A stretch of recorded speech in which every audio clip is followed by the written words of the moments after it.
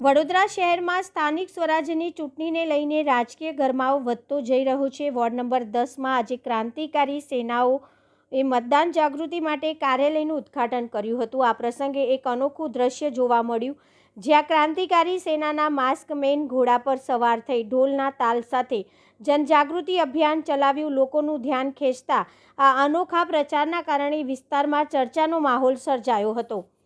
ક્રાંતિકારી સેનાના કાર્યકરોએ સ્થાનિક નેતાઓ પર નિશાન સાધતા આરોપ મૂક્યો કે વડાપ્રધાન મોદીના નામે મત મેળવીને પણ વોર્ડમાં કોઈ નોંધપાત્ર વિકાસ કરવામાં આવ્યો નથી।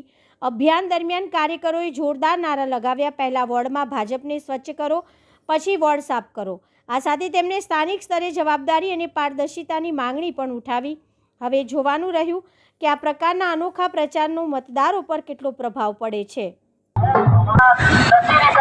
તમે જાગૃત થાઓ, એક ખાલી મોઢું